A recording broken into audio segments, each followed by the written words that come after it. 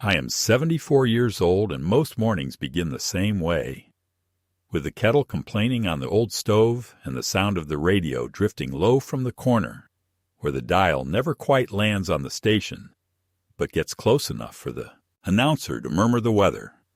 And while the water wakes up, I sit at the kitchen table that once held science projects and birthday cakes and the occasional overdue bill, tracing the nicks made by my own hands decades ago when I was building cabinets for other people's kitchens and thought the future would be a straight road. You could see from one end to the other if you just kept your head down and worked. And I tell myself that a man's life is not the sum of his aches or his bank balance or even his children's opinion of him, but something slower and harder to pin, like the way the house settles at night and remembers who has lived inside it. I retired 12 years back from the plant where I ran machines with names that sounded like men, Bridgeport, Haas, and I still wake before dawn, because my bones have their own alarm clock, and because my late wife, Ruth, used to say that the morning is the only time of day that doesn't lie. I pour 2 mugs out of habit, then pour one back, and I keep the second mug on the table until it cools, because there was a stretch after she passed when I couldn't bear the sight of only 1 cup. And then, later, there was a stretch when the empty cup stopped hurting and started feeling like a small promise kept. I live on the quiet end of a cul-de-sac where the mail comes after lunch, and the neighbor's dog has decided my front steps are part of his patrol route. And I keep the yard tidy because I was raised to believe that if you can't change the world, you can at least edge the sidewalk. And I drive an old F-150 that rattles in the doors when the wind hits it sideways on I-71, but starts every time, which is more than I can say for some friendships. And on Sundays, I sit in the 5th pew on the left, because that's where Ruth and I sat.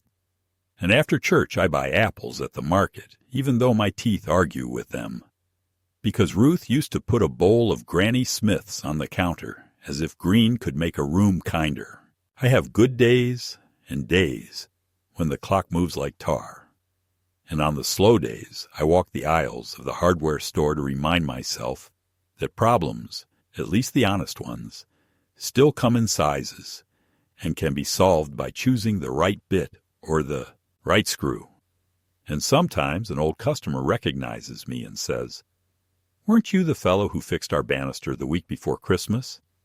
And I nod, and we both stand a little taller, because it is rare in this life to be remembered for something you did with your hands. My son, Jason, does not measure problems in eighths or quarters. He measures in followers and quarterly goals. And while I do not understand his business exactly, I know it has to do with apps and partnerships and a lot of photos where nobody looks at the person they're with because they're looking at a phone. I understand that he lives at a different altitude now, a world of catered trays and valet parking, and I try not to resent it because what else did I work for if not to put him on higher ground?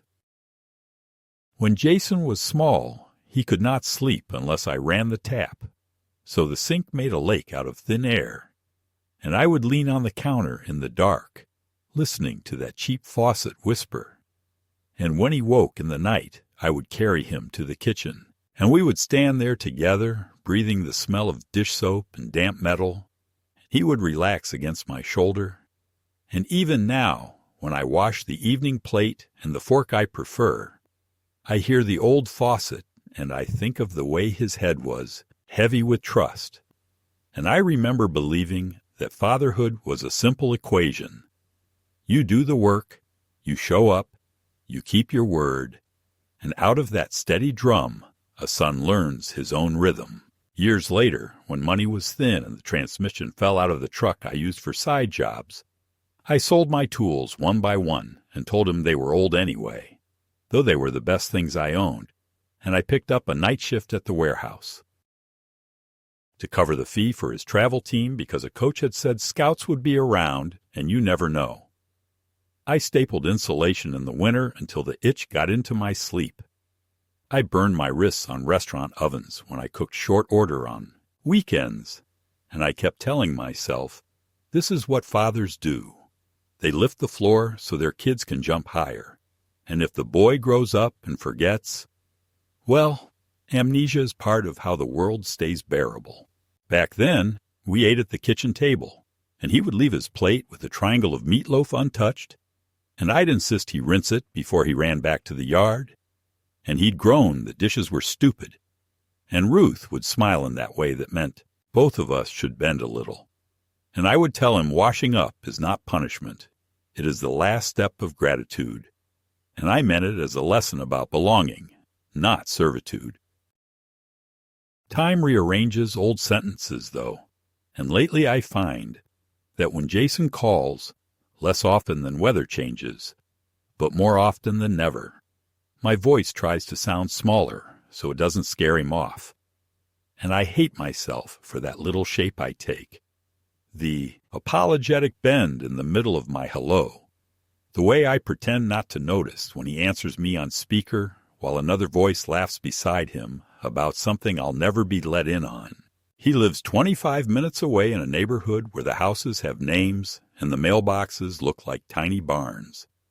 And I have been there only a handful of times because the first time I went, I couldn't find the doorbell, and the neighbors' landscaping crew stared at me like I was delivering a wrong package.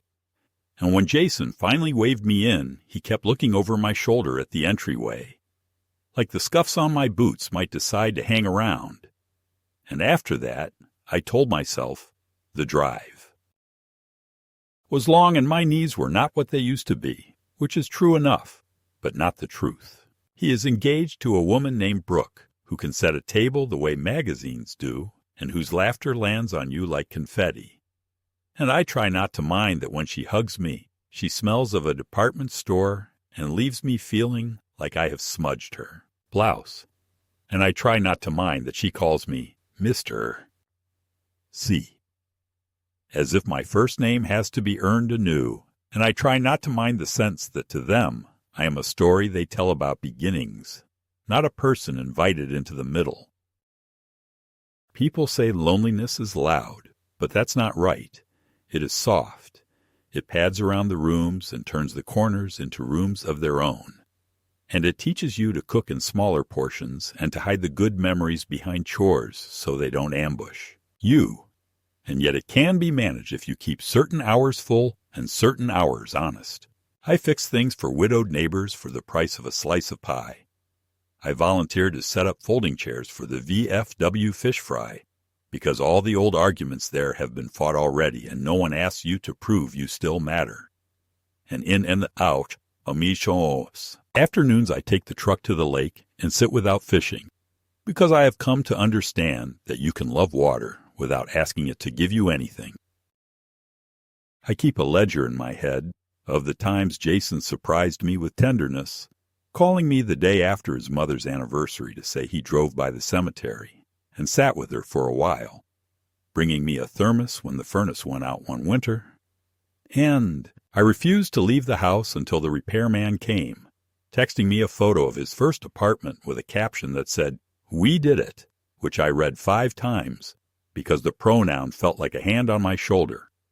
And I try to hold those moments up, too. The light when the other moments come. The ones where I am reduced to a calendar reminder. I am not a saint.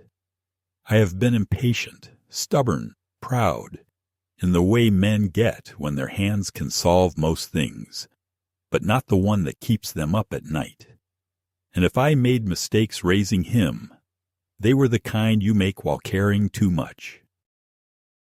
Not the kind that come from not caring. And I would tell him that if he ever asked, though I don't expect him to. What I have learned, living long enough for the mirror to start resembling uncles you never meant to become, is that dignity is not a medal someone pins on you at the end of a parade, but a habit made of small choices. The way you speak to cashiers, the way you hold the door even when no one thanks you, the way you forgive yourself for being human without letting yourself off the hook.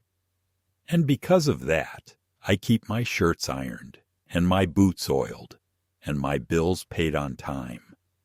And I do not tell lies about being fine when I am not.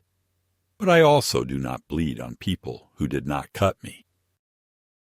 I had thought, perhaps foolishly, perhaps in the stubborn optimism that fathers mistake for faith, that the bridge between Jason and me would thicken with years, that as his pace quickened, mine would slow, and the two speeds would find a compromise, somewhere in the middle, maybe at a kitchen sink, where a faucet whispers and a father and son might stand shoulder to shoulder again, not as master and student, but as two men who know what work costs and why you do it. Some days that hope keeps me company. Other days, I suspect it is only a photograph I keep turning over in my pocket, the edges softening, the image blurring, and yet I still tuck the shirt tails in, still check the mailbox a second time in case I missed a card or a note, still keep a clean plate ready in the cabinet, because hospitality is easier to maintain than it is to rebuild. And if I tell you all this before I tell you about the night of my son's party, it is because stories don't begin with the fireworks.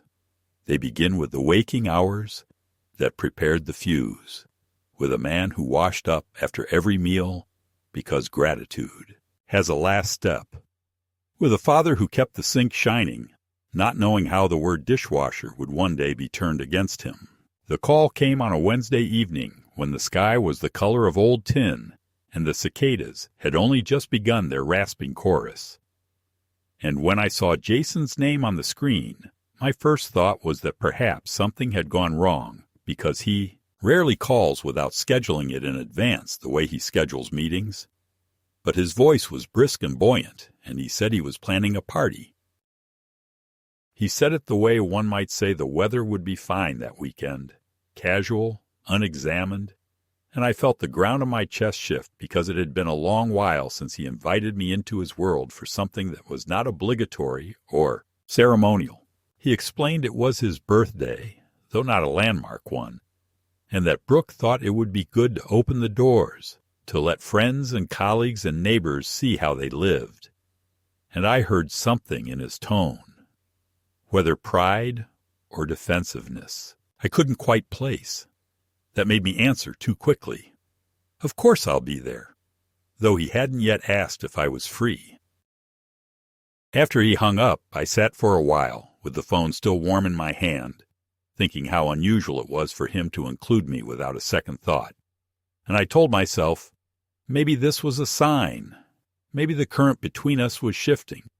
Maybe the years of silence and awkward dinners were softening into something new. The days leading up to the party carried a weight I hadn't felt since the times when Ruth would send me out to buy flowers for company. And I found myself ironing a shirt twice, pressing the collar until it sat obedient, polishing the shoes I reserve for church, though they pinch my toes if I stand too long, and rehearsing in my head what I might say if given the chance to raise a glass. I imagined telling him how proud I was of the man he had become, and how his success was his own doing, though I had lent my shoulders, and how a father's greatest wish is not to be remembered, but to see his child walk unafraid into the world. I wrote a few lines down on the back of an envelope, though I knew I would never read them verbatim, and I tucked it in my jacket pocket like a talisman. The truck was washed, the tank filled, and when Saturday came, I drove the 25 minutes with a heart that had not beaten so fast in years. The road ahead of me a silver ribbon that felt for once like it led not away but toward. The neighborhood unfolded with manicured precision, the kind of place where grass grows as if under command and driveways gleam. And I slowed as I reached his street, noting the clusters of cars angled along the curb, the lights already spilling from wide windows, the sound of music floating into the evening like a flag. I parked farther away than I needed to, worried my old truck would look out of place among the imported cars, and I walked the last stretch carrying a bottle of wine I had chosen carefully, though I doubted anyone else would notice or care. When I reached the door, the laughter inside swelled and broke as someone opened it ahead of me. A young man in a blazer who glanced at me briefly before moving past without a nod, and I hesitated, standing on the welcome mat longer than I should. calf smoothing my jacket before ringing the bell. Jason appeared, tall and glowing, in a shirt that looked as if it had been pressed by a professional. And for a moment my heart leapt because he smiled and said, "Dad, you made it," though the smile did not quite reach his eyes. He stepped aside quickly to let me in, and I was carried by the current of noise into a house that smelled of perfume and expensive food, with voices overlapping in a way that made it hard to tell who was speaking to whom. I tried to steady myself by noting details, the wide staircase, the art on the walls, the bowls of hors d'oeuvres arranged like sculptures. But underneath I felt the tug of being out of place, the way one feels when wearing shoes borrowed from someone else. Jason introduced me to no one at first, his attention darting from guest to guest, and I found myself drifting toward the kitchen island, clutching the bottle of wine until a woman with a too-wide smile relieved me of it and disappeared. The evening stretched ahead uncertainly, each room full of faces I did not know. And though I told myself to be grateful simply to be included, I felt the distance like a draft under a door. I had hoped there would be a moment, however small, for the two of us to stand together, for him to lean close and ask if I was comfortable, for him to remember that beneath all the noise, I was his father, the one who had carried him on tired shoulders and made sure the lights never went out. But the current of the party swept him away again and again, leaving me in eddies of strangers who nodded politely and then turned back to their own conversations. I reminded myself that this was only the beginning of the night, that opportunities come in their own time, and I held on to that thought like a stone in my pocket. Yet as I stood there, overlooked and half vanished in the gleam of his world, I sensed that what was unfolding would not be the reconciliation I had imagined, but something far more bitter, the kind of memory that does not fade, but etches itself deep, waiting for the hour when the laughter turns sharp and the lights, instead of welcoming, show too clearly what is broken. At first, the evening tugged at me only gently, the way a coat catches on a nail you don't see, a small resistance you think you can shrug off with a polite smile and a shift of the shoulder. And I told myself to breathe, to take in the music and the glitter of glass and the cinnamon warm smell of something roasting in the oven, to be grateful for the invitation and the chance to stand inside my son's life instead of on the sidewalk looking through the windows. Yet every minute added a thread to a net I didn't realize was lowering over me. And the first thread was a plastic tumbler pressed into my hand by a young man who called me sir, in the tone people use for valet attendants, saying the crystal was for guests circulating and the plastic was safer. And before I could answer, Brooke appeared in a dress that looked expensive and carefree at the same time, kissed the air near my cheek, told me I looked so distinguished, and with the same breath asked if I wouldn't mind standing near the kitchen island because the entryway was getting crowded and she needed flow. And I said, of course, because fathers learn early to get out of the way of flow. And I found a corner beside a bowl of olives and watched Jason perform the kind of host I suppose one becomes when your house has ceilings high enough to make laughter echo twice, admiring how easily he moved from group to group and how everyone seemed to brighten under his attention, like a plant turned toward a window, telling myself that any feeling of being sidelined was old habit, not the present moment, even as the present began to show its teeth. A colleague with a haircut sharp enough to cut paper squinted at my name tag. Brooke had stuck a tiny hello sticker on me so people wouldn't feel awkward, and he said, Mr. C. Right. The legendary craftsman. Jason tells us he grew up learning grit from you. And he squeezed my shoulder as if I were a relic, then nodded toward a wobbly cocktail table and asked whether I had a minute to give it your magic. And I laughed because I thought he was joking. But Brooke overheard, clicked her tongue at the table as if it had personally offended her, and said if I could take a look. That would be amazing, since I was so handy, and it would save calling the vendor on Monday. And she said it with a sweetness that left me no place to set down my refusal. So I knelt in my best trousers and turned the bass until it stopped shimmying, while two women in mirrored heels stepped around me discussing caterers. And when the table steadied, everyone clapped in that breezy, thoughtless way people do when a busker finishes a song they weren't really listening to. And a man with sleeve tattoos handed me his empty glass because, I think, the sight of me crouched there had aligned me in his mind with service and disposal. I set the glass on the counter because pride is a fragile thing, and I could feel mine slipping its grip. And I drifted toward the sliding doors for air, only to be intercepted by Jason, with his bright host smile, his arm grazing mine, without quite resting there, saying, "Dad, feeling good, right? Can you do me a favor and check if there's more ice in the garage fridge? We're running low on rocks, and the guys from the firm just arrived." And I told him yes, though I wanted to say, "Tell me first how you are. Tell me you're happy. Tell me this house feels like a home and not a showroom." But he had already pivoted, and I walked through a hallway that smelled of new paint and lemon cleaner, past a mud room with cubbies labeled in a neat hand, to a refrigerator that held more brands of water than I knew existed, and I loaded a sack of ice on my shoulder the way I used to carry drywall, the cold burning my skin, and returned to the kitchen where a young woman in black, the kind of staff who moved like shadows, mistook me for another shadow and whispered that the recycling needed to go out before the bins overflowed. And I opened my mouth to correct her and then closed it again, because perhaps this is what belonging had become, doing the jobs that keep the whole show moving while the show moves on without you. When I tried to rejoin the party proper, I kept running into small fences no one else seemed to notice. A conversation that tightened when I stepped near, the polite smile that said my story had reached its time limit, the man who told me he admired old-school work ethic, and then asked if it was true that people like me felt threatened by automation. And I said people like me were too tired to feel threatened. We just kept going until the job was done, and he laughed as if I'd made a joke and looked over my shoulder for someone shinier.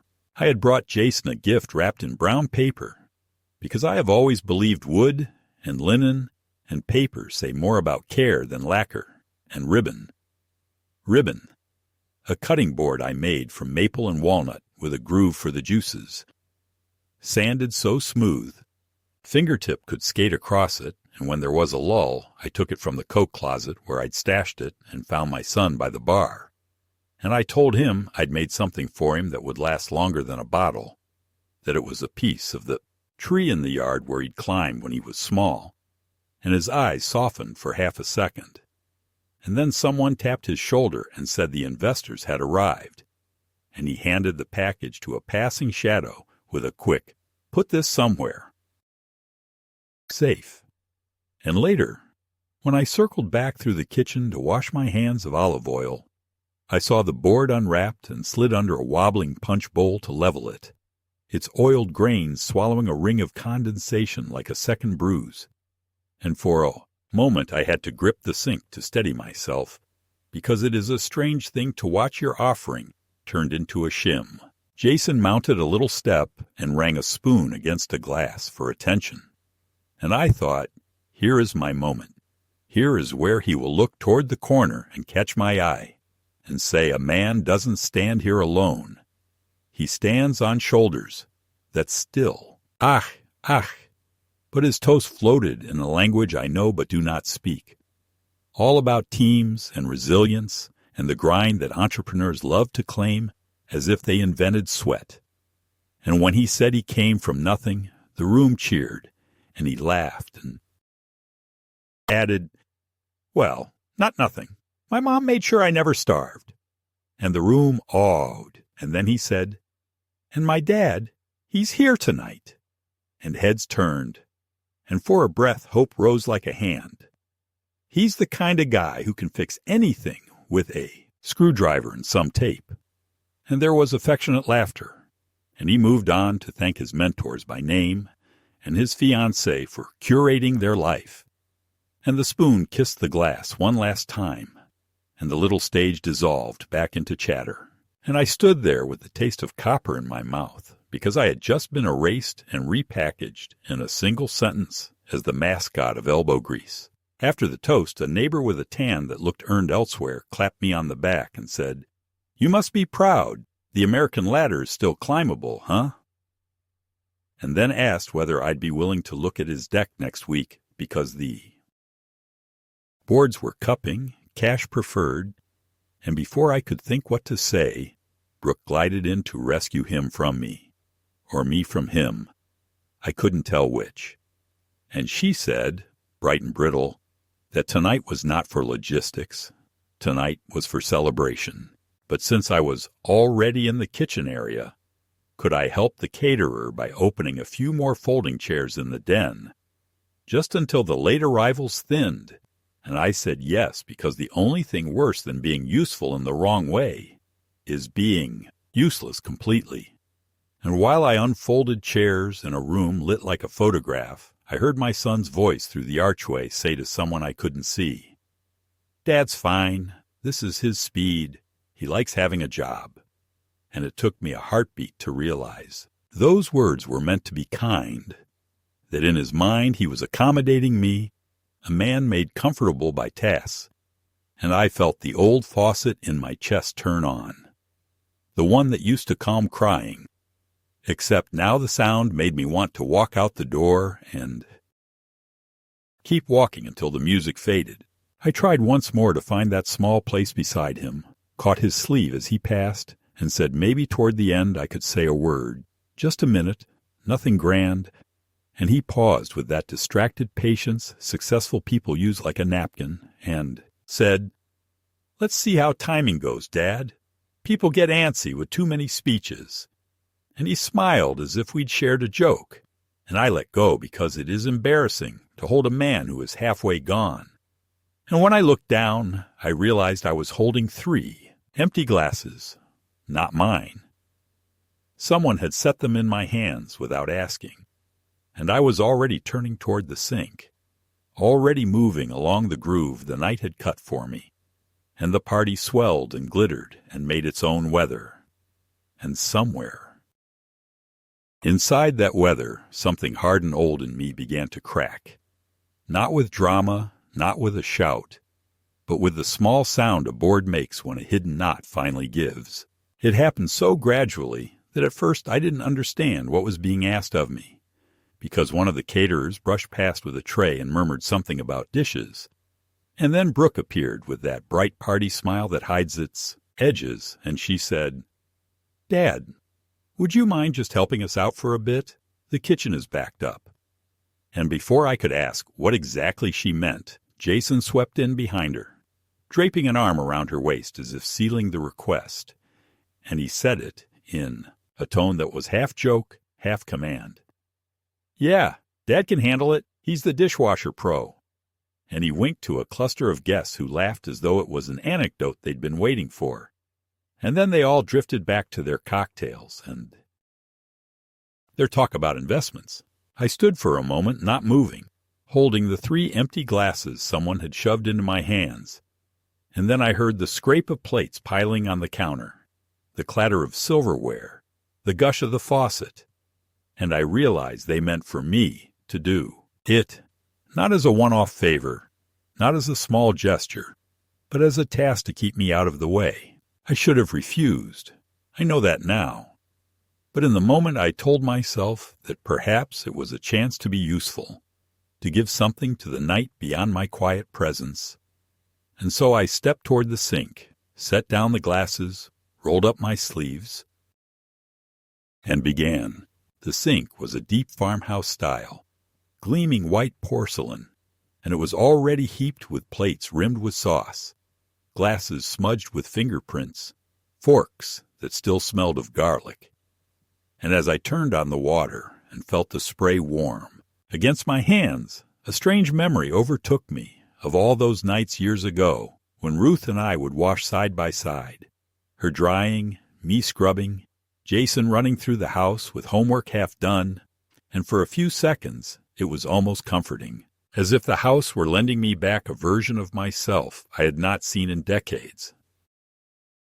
But then the laughter from the other room surged, and I caught sight of my reflection in the dark window above the sink.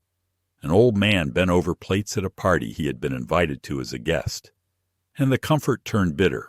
A group of younger guests drifted into the kitchen, drinks in hand, and when they saw me at the sink, one of them chuckled, whispering loudly enough for me to hear, "Man, Jason really puts his dad to work." And another snapped a photo with the little burst of a phone camera light, and though I pretended not to notice, I heard the shutter sound and the quick snort of laughter as they walked away. Each plate I washed felt heavier than the last, not because of the grease or the scraps clinging to it, but because of the eyes that occasionally landed on me, curious, amused, dismissive, as if I were not a father, but a prop. After half an hour, my shoulders ached and my palms had gone red from the heat of the water. And still, the pile did not shrink, because every time I cleared a layer, another tray of glasses appeared, and I realized this was not a short errand, but an assignment. Jason passed through once, lifted his drink toward me in a mock salute, and said, "Look at that, still the hardest worker in the room." And the group around him laughed as though it were a well-rehearsed line, and then they moved on without waiting for my reply. Something inside me shifted then, a slow twist like the turn of a screw, because I understood with terrible clarity that I was not being asked to help but being displayed, that my labor was being used as a kind of entertainment, a story Jason could tell later about his old man who still loved the sink.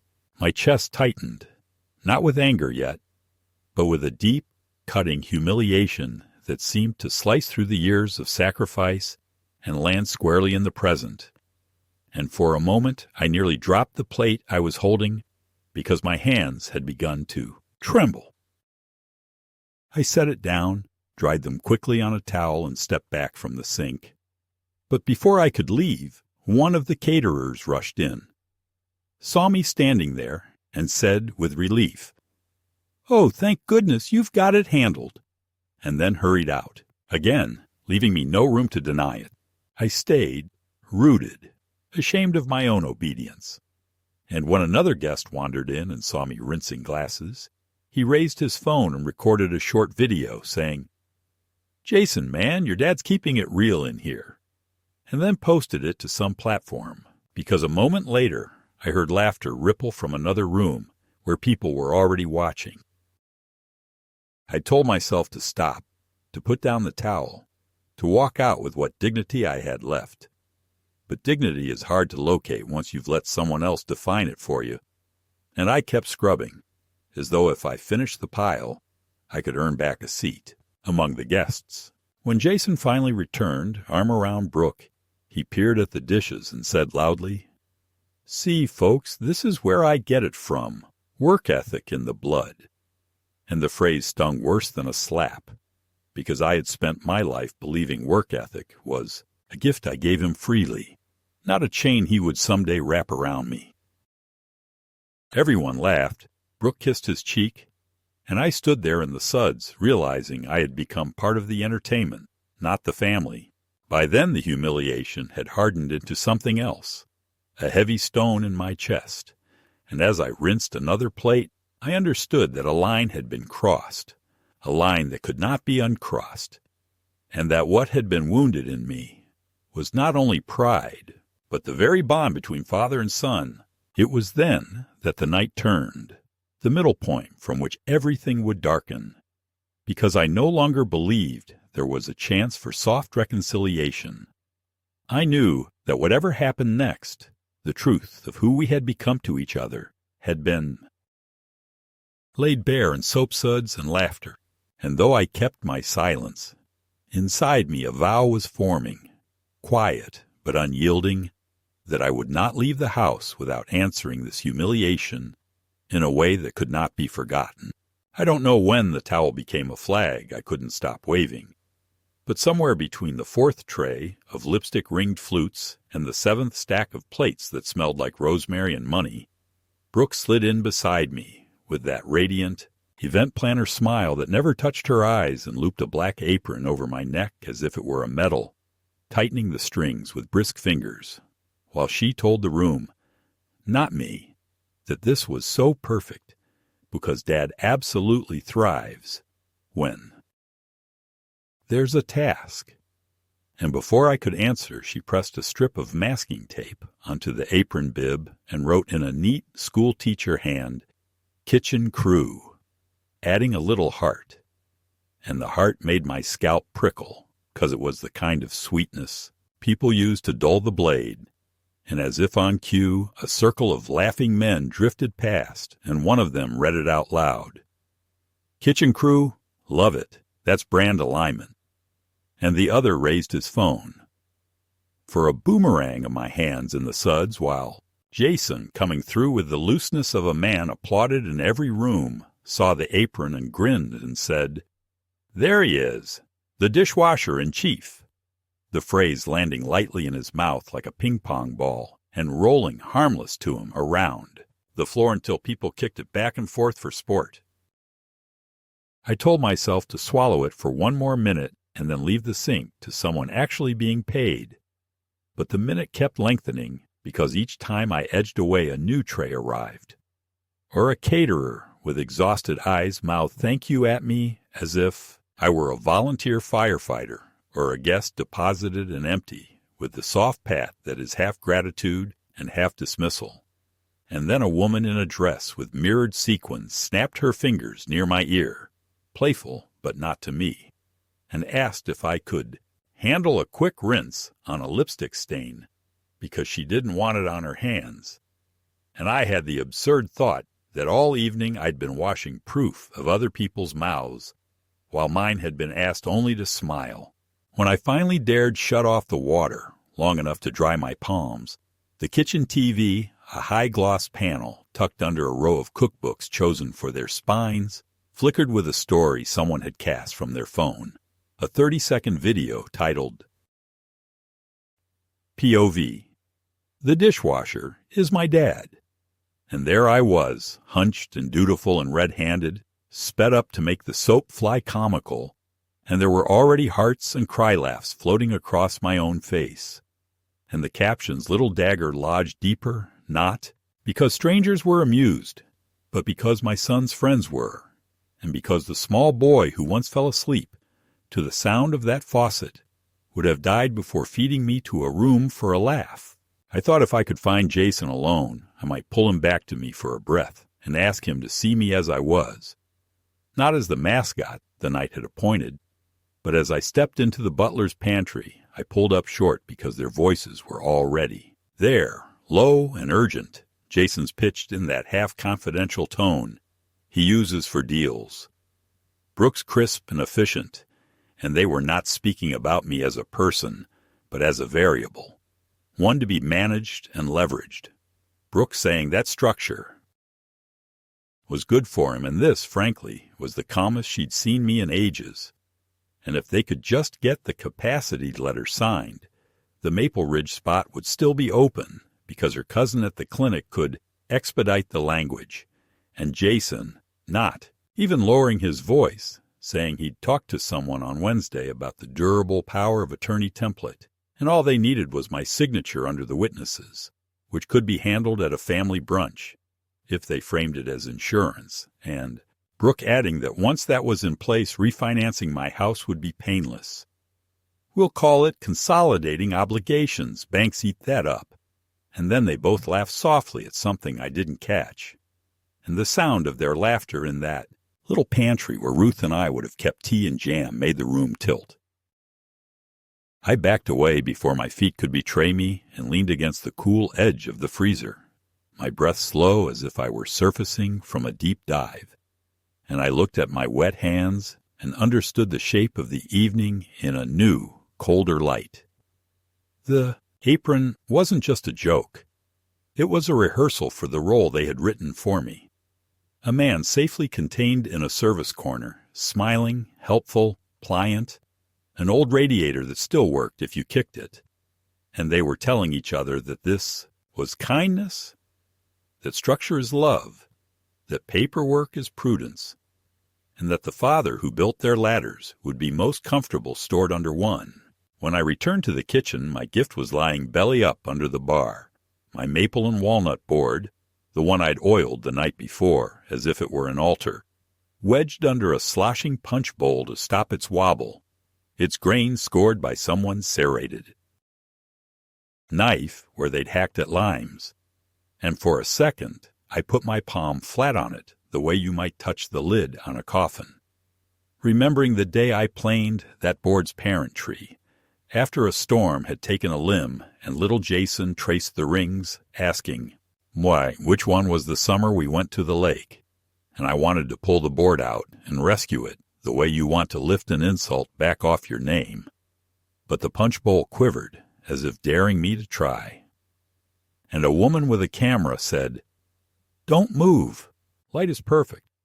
And it was easier to leave the sacrilege where it lay and return to the faucet where at least the rules were simple.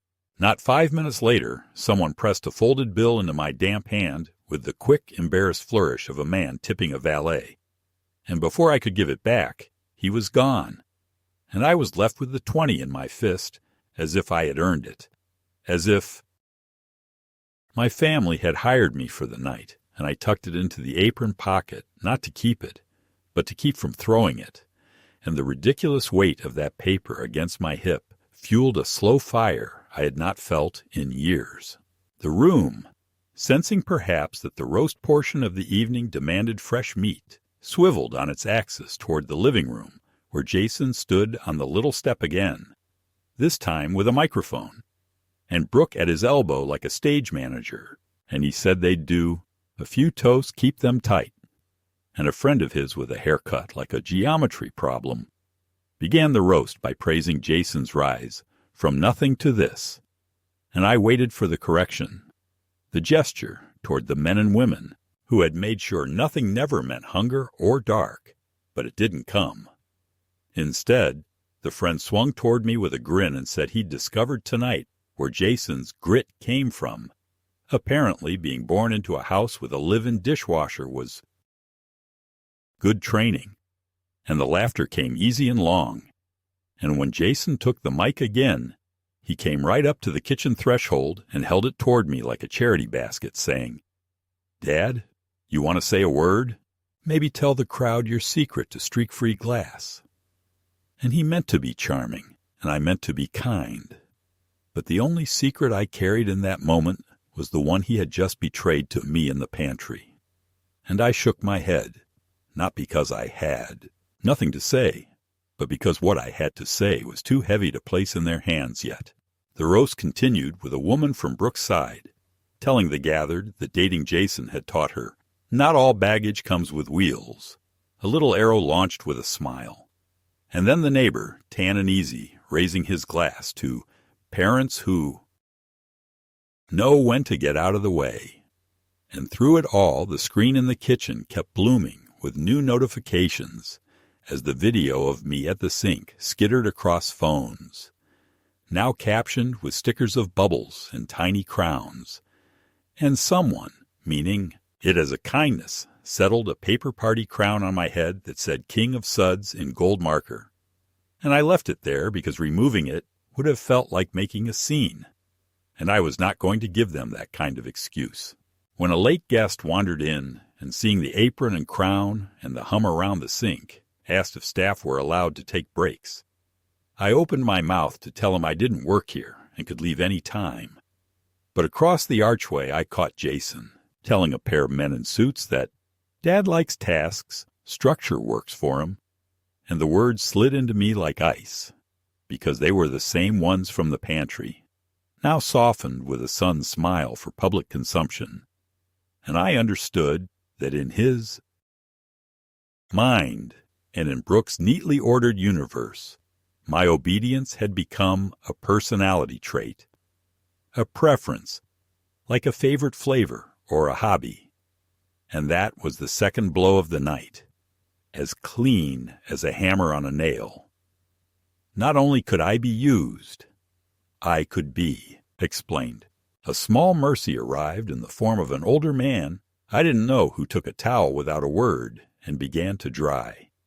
His hands as careful with stemware as a medic with glass.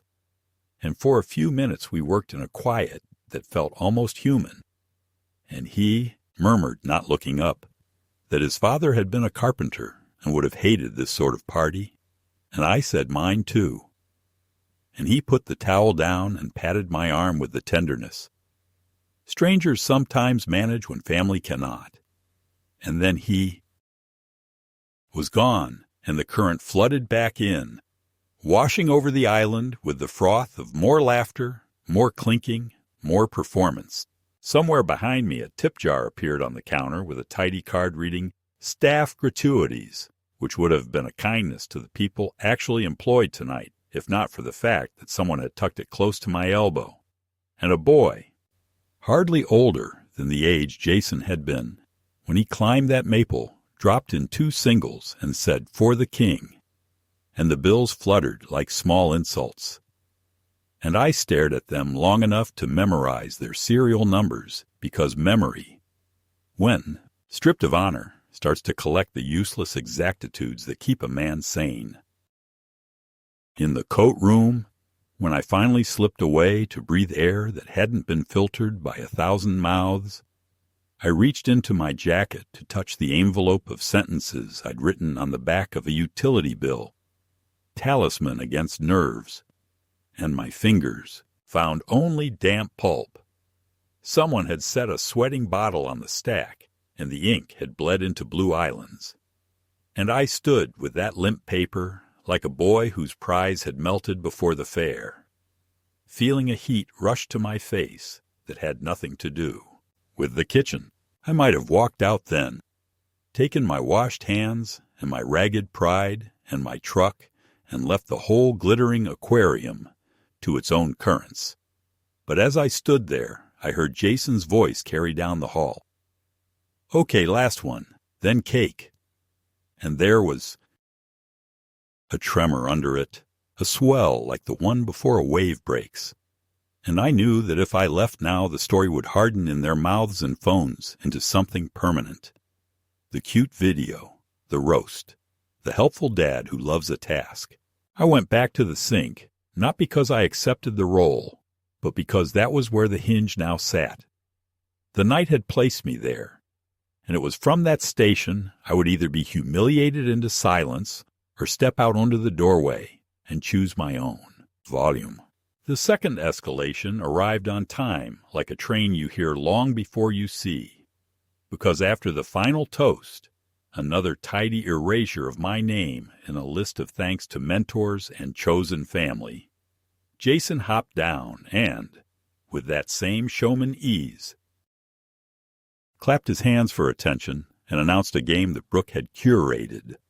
A little trivia about him with a prize for the winner, and as people called out answers about his first car, his favorite bourbon, his startup's first office, Brooke turned toward the kitchen and shouted, playful and bright, "Bonus point if you know who taught him the meaning of hard work."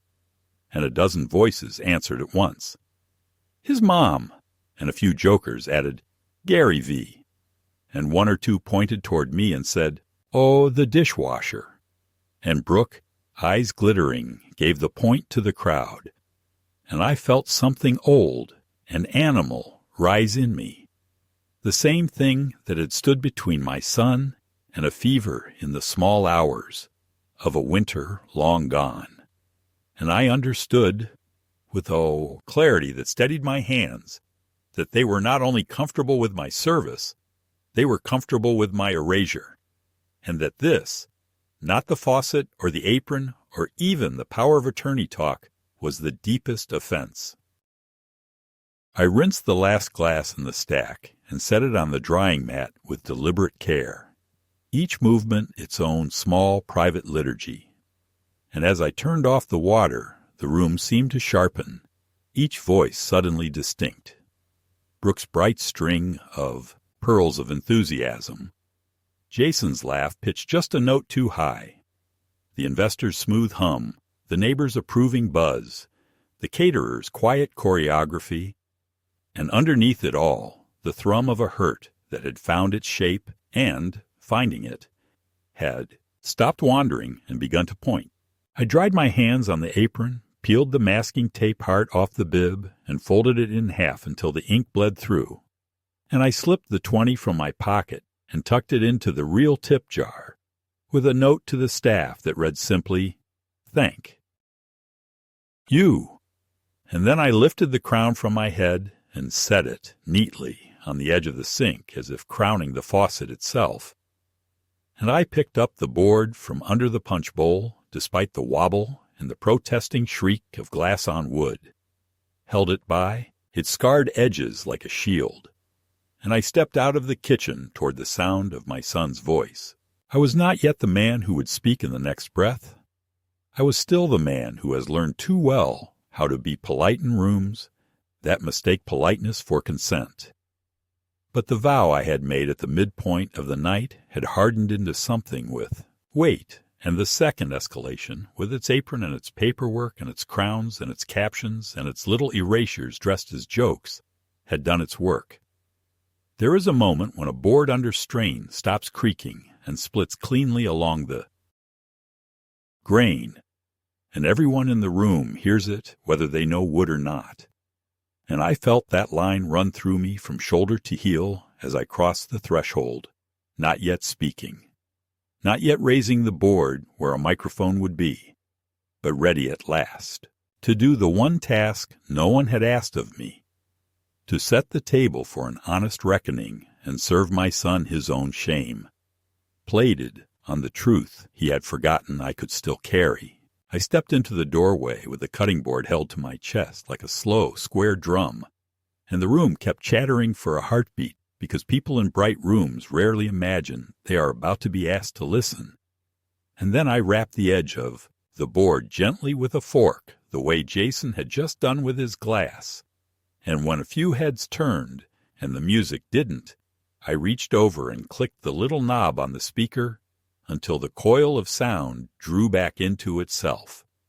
And I said, I would like. Ina, 2 minutes, no more, and I will give them back to you if I waste them.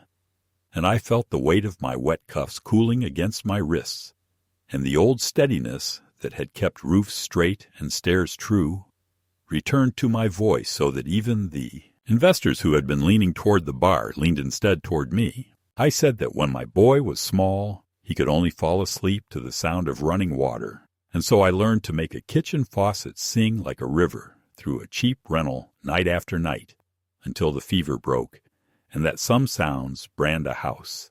With love and some sounds, even if they are the same notes, are used later to drown out what a man does not want to see.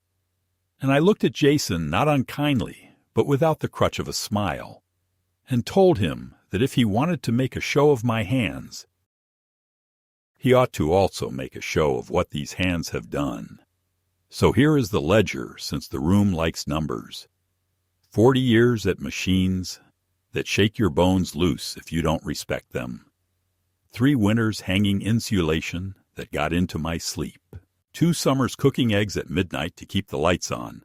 A second mortgage the year tuition came due, and a coach promised the future liked boys who traveled. A pawned set of chisels.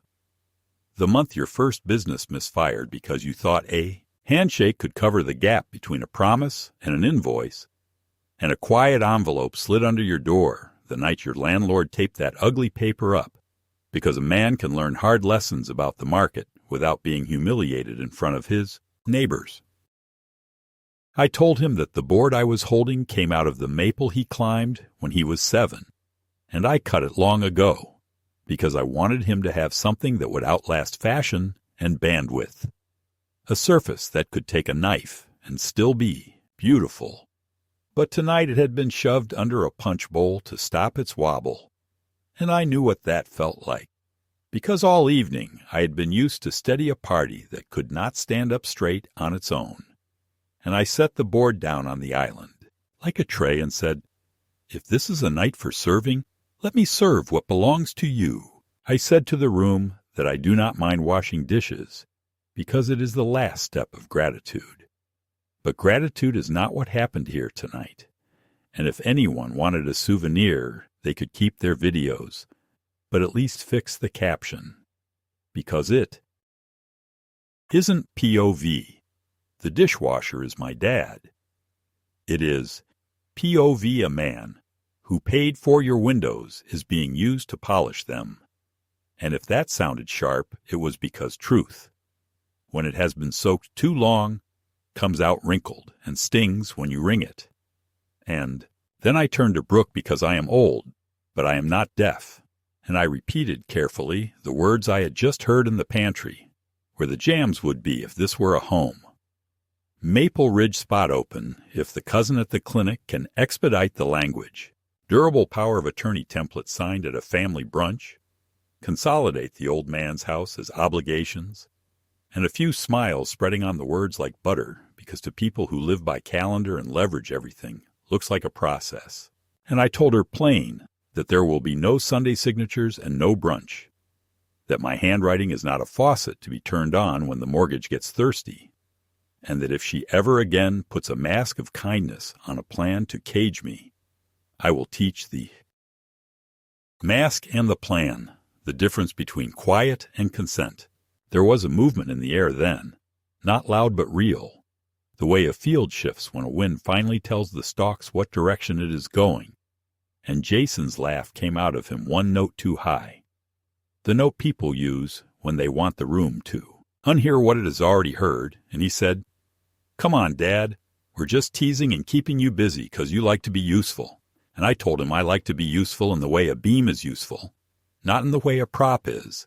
And there is a difference. A man forgets when the applause gets thicker than the truth. I said, "If you want a toast, let me give you one more accurate than the ones tied with ribbons. Here is to the staff whose work holds up your stories. Here is to the washers and lifters and sweepers and drivers, whose names you don't learn because you think their usefulness is their name. Here is to every father in this room or buried beneath it, who kept his mouth shut while he shouldered 2 jobs so that his children could one day learn how to pretend that they did it alone. And if that makes your drink bitter, then perhaps your drink needed more salt." Jason told me to stop, that I was making a scene, and I said the scene was made the moment a son decided a father's labor would be funnier than his presence. And since you like truth plated and passed, here is the course you ordered, because I am going to hand you your own words so you can taste them without the garnish. You told your friends that I like tasks because structure works for him. And you told your fiancé that a document giving you my decisions could be slipped between omelet and pancakes because it would be cleaner. And you told 3 men in suits that you came from nothing and learned grit from being born with a live-in dishwasher. And I am standing here to tell you that the only nothing you came from was the habit of saying thank you, and that grit is not a brand or a keynote slide, but the way a man keeps his promise when no one is filming. I said there is a kind of shame that you buy for yourself when you trade kindness for clout, and it is not the dramatic kind that explodes in a headline. It is the slow, domestic kind that stains the inside of a man until he cannot put his head on a pillow without hearing a sink he has repurposed as a drum. And because I have washed more plates than you have eaten off of, I know what is mine to carry and what is yours. So take this back tonight, not as revenge, but as inventory. The video you posted is staying up because I want you to see it in the morning when your phone tells you it did numbers. I want you to look at my red hands and ask yourself why the crown on my head looks so natural to you. And when your investors call to tell you the roast went a little cold after the old man spoke, you can tell them yes. And now the room knows I didn't grow alone either. I slid the apron strings out from my waist and laid the fabric flat on the board, because tools deserve respect, and even a misused apron is a tool. And I told the staff the tip jar at my elbow was theirs, and the first bill in it was mine, because some Gratefulness still runs clear in this house, even if it had to come out of a different tap. And I said to Jason that I was not angry in the way a man is angry when his team loses. I was finished in the way a man is finished when a job has been done. Badly too many days in a row, and the foreman still thinks the problem is the light. Then I gave him the last thing I had to give that wouldn't hurt me to lose, which was the story his mother and I used to tell ourselves when the rent and the flu in the winter and the overtime all showed up at once. The one that made those years bearable. I told him that back then we believed work would teach him not how to win rooms, but how to hold them gently. That generosity would be his first language. That he would see dishwater and think not of status, but of thanks. And that if somehow I had taught him something else with my silence, I was speaking now to correct the lesson, and I stepped down from the little riser, because a man should not be taller than his truth at the moment he hands it over, and I left the board on the island, with the apron folded on top like a flag recovered, and the paper crown beside it like a child's toy. No one had the heart to throw away, and I told Brooke, as she reached for Jason's arm, that the maples and the brunch and the papers would not be happening, and that if anybody called me confused after tonight, they should add one word to the chart: unwilling. The room had gone very quiet by then, in the way rooms do when an uninvited kind of honesty sits down among the glassware. And I heard the caterer nearest me sniff and turn away to hide it, and I heard someone else put a phone down softly, because there are some things people don't want their devices to be guilty of. And I handed the microphone back to the same hand that had given it to me, careful as you hand a tool back to a man who does not yet know how to use it. And I said, I'll see myself out, because I still know where doors are. And I walked past the sink that was finally empty, past the punch bowl now tilting without my board, past the staircase and the art in the shoes that had not been meant for work. And I felt, with each step, the particular quiet that follows a job that needed doing and has at last been done. I drove home with the windows down because I needed air that hadn't been measured and perfumed, and because the night has a way of telling the truth in a tone you can stand. And when I let myself into my kitchen, the house received me with the small sounds I know: the tick of the wall clock, the low complaint of the kettle as it begins, the faint thud of the refrigerator settling on its haunches. And I washed my hands in my own sink and watched the pink fade from my palms until they were only baume hands again, not content, not metaphor, just the tools that have carried me this far. And I poured 2 mugs out of habit, setting one to cool for Ruth, because some promises deliver their comfort even when no one asks them to. And I sat at the table, with the envelope of words I had not needed and the quiet that follows a job that hurt to do but needed doing. And I felt something unclench that I had been holding for years without admitting it, a slow loosening like a knot that has been wet a long time. The phone began its little dance on the counter an hour later.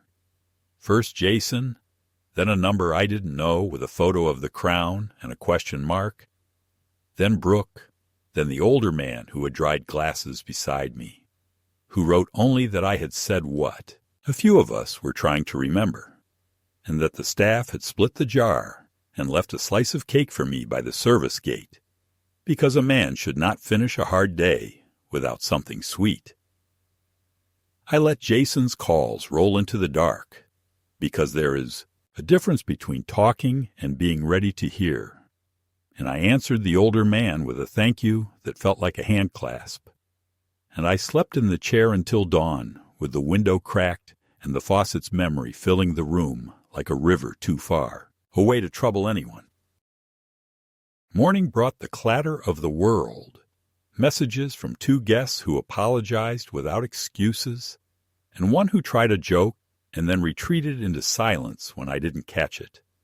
A long text from Jason that began with "How could you?" and "Ben itself," mid-sentence, into a plea that we handle this privately, and that I had made him look like a stranger in his own home, which I did not argue with, because sometimes a sentence tells on itself, and a shorter note from Brooke full of words like boundaries and optics and narrative that read like a press release for a family that had misplaced its noun.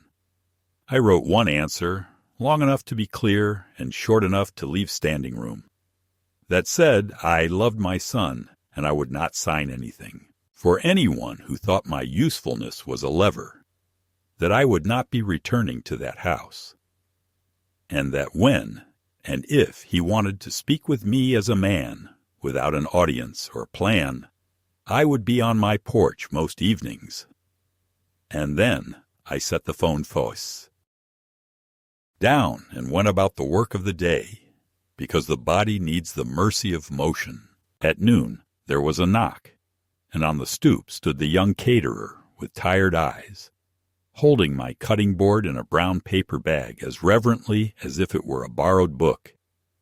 And she said she thought it was mine, because no one in that house seemed to know where it came from, and she had wiped the limes off, but the scars would need a steadier hand. And I told her the scars could be sanded and oiled into memory, and she smiled like someone who understood that sentence from a different angle. When she left, I set the board on sawhorses and took out my sandpaper and moved with the grain until the ring marks softened and the groove for the juices shone again, and I oiled it with the same patience I used to use on Saturday boots watching. The wood drink what it needed, then set it near the open window to cure, while the lake wind moved through the room, and the smell of lemon oil braided with coffee in a way that made the kitchen feel like a place where life for once was not performing. In the days that followed, I did the unglamorous things that keep a man's future from being managed by other people's calendared confidence. I visited my lawyer and rewrote the papers so that decisions about me rest with a neighbor who has carried flags at funerals and with the church secretary who has never once lost a casserole list. I amended my will so that the little I have, house, truck, accounts, tools, passes into a trust in Ruth's name that will buy jackets and textbooks and steel-toed boots for kids who choose the trades. And I wrote a separate letter to Jason and placed it with the documents, telling him that love remains, that the door of my life is not locked, and that the key is not an apology scripted for optics, but a different way of seeing, one in which gratitude is not a caption, and works is not a costume, and fathers are not used as props to hold a room level. I gave the lawyer permission to show him the letter only if he asked gently. There were ripples I did not cause and could not control. The video boomed and then turned, as such things do. The comments first playful, and then puzzled, and then pointed. And a week later, a mutual acquaintance told me the investors had advised, pause on performative content, because markets dislike avoidable noise. And someone forwarded me a newsletter that admired my speech, as if I had delivered a keynote rather than a father's plain ledger, which I did not read, because it is dangerous to inhale praise when what you need is air. I kept my evenings the way I had before, sweeping the porch, seeing to the azaleas, taking the truck for a circling drive at dusk. And twice, just at that blue hour when the day is both leaving and staying, a car slowed near my house and then went on. And once I thought it was Jason, but the shape of the driver's shoulders wasn't his, and I told myself that time should be given the job it does best, which is to turn hot things tolerable. On Sunday, the older man from the party found me after the service and pressed a business card into my palm with an address of a vocational program scrawled on the back and said, "If you want to put Ruth's name on something that teaches hands, these are the kids." And later that afternoon I drove over and watched for an hour as teenagers planned rough pine into something that looked willing, and a teacher with a gentle voice told me they named their scholarships after verbs rather than people. Build, repair, carry, hold. And I said if they would take my check, I would like to fund one called Keep, because the trick is not acquiring, but caring for what you already have. And he nodded in a way that let me know I had said a true thing.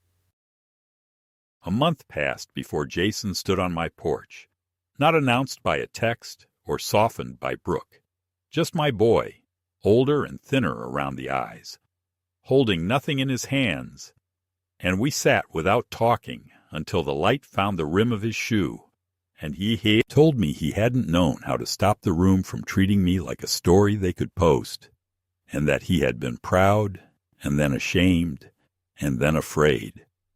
And I said, fear is what comes after shame, when you are not used to it, and that he could start, small by listening more than he defended.